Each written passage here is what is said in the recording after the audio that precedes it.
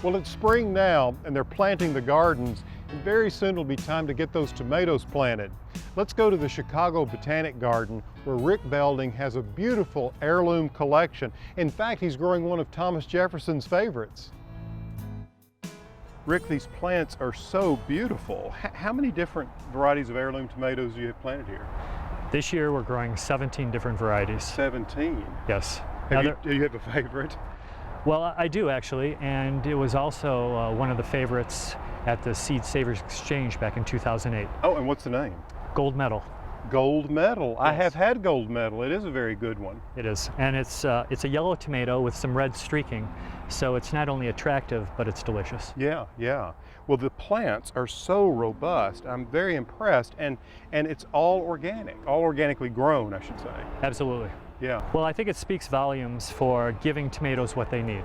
Tomatoes are sun lovers, and they also require good air circulation, and we've been able to provide both of those things here at the garden.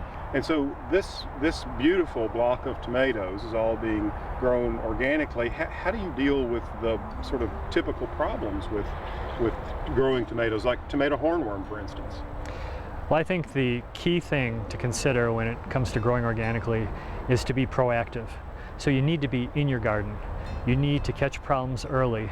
Now, we noticed that we had a caterpillar, at least one out here, because we saw its droppings. When it comes to growing tomatoes, any caterpillar that's going to be eating the foliage is problematic. And you can see the foliage stripped. Exactly. Once they get really going. They have a voracious appetite. Yes, they do. We use BT to try to take care of caterpillars. Is that what you would do here? Absolutely. Yeah. We use BT not only on tomatoes, but we also use it on all the brassicas that we're growing here at the garden. Yeah, the cabbage family. Exactly. Yeah.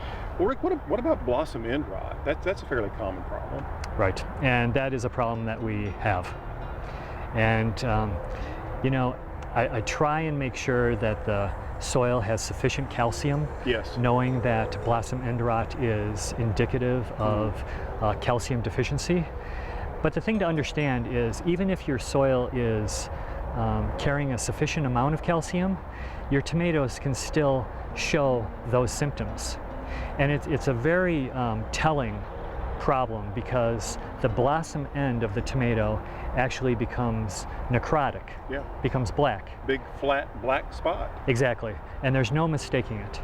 So you do what you can to make sure that the tomato establishes a robust root system so it can extract as much calcium as possible from the soil. But another thing to keep on top of is watering, because inconsistent watering can certainly contribute to blossom end rot. Yeah, you want to keep it as consistent as possible. That's why I like to use a clean mulch like leaves or wheat straw. I love, because yes, you can put a thick layer of that. It keeps the soil nice and moist under there. And that's more important than many gardeners realize.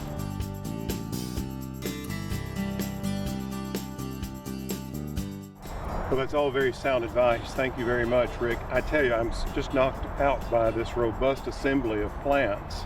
Earlier I saw Costoluto Genovese down on that end. Absolutely. Yeah, that's a great old variety. Yeah, I know from my readings of Thomas Jefferson's work in the garden that was one of his favorites. And it's clear that he was an avid gardener. You know, we can all be thankful that he left such grand records of what he did. And it's fun, you can grow these things today and taste a bit of history.